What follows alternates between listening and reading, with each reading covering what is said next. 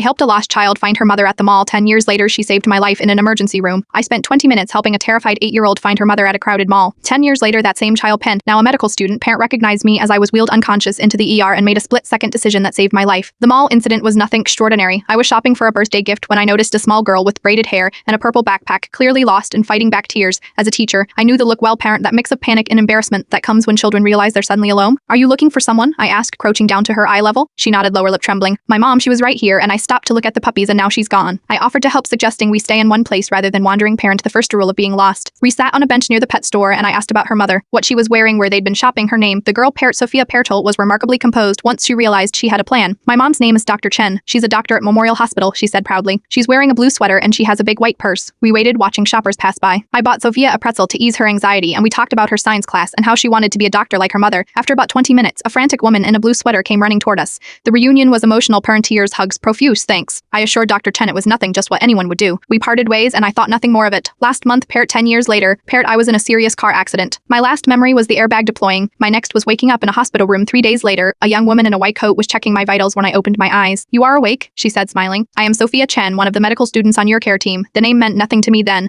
I was more concerned with why I couldn't feel my legs and why my family looked so relieved to see me conscious. My husband explained what had happened. I'd arrived at the ER with internal bleeding that wasn't immediately detected. As I was being prepped for a routine CT scan, a first-year medical student had noticed something in my chart that didn't match my symptoms and had insisted on a different test against protocol. She kept saying something wasn't right, that your blood pressure pattern reminded her of something specific, my husband said. The attending physician almost dismissed her, but she was so insistent that he finally ordered the additional imaging. The scan revealed a tear in my aorta that would have killed me within hours if not detected. I was rushed into emergency surgery instead of being sent for the routine scans that would have wasted precious time. 2 days later, when I was more lucid, Sophia came to check on me again. I need to tell you something, she said, sitting beside my bed. You don't remember me, but we've met before. She reminded me of that day at the mall, the pretzel, our conversation about science class. You told me that being a doctor meant noticing details others might miss, she said. That stuck with me. When they brought you in, I didn't recognize you at first. But when I saw your name on the chart, something clicked. I remembered you had a distinctive name, she explained, that her insistence on the additional test came from a case study she just read about similar symptoms being misdiagnosed. I wouldn't have had the confidence to speak up if I hadn't felt some connection to you, she admitted. The attending physician thought I was overstepping, but something told me I needed to advocate for you specifically before Sophia left my room. She handed me a small bag from the hospital gift shop. In FYT was a pretzel keychain. Full circle, she said with a smile. I'm still recovering, but the doctors say I'll walk again with therapy. Sophia stops by regularly, sometimes to check my progress, sometimes just to chat about her studies. Yesterday I asked why she chose emergency medicine over other specialties. I like being there at the critical moment, she said. When 20 minutes can make all the difference. Sometimes the smallest kindnesses we offer return to us when we need them most. And sometimes a pretzel shared with a scared child can save your life a decade later.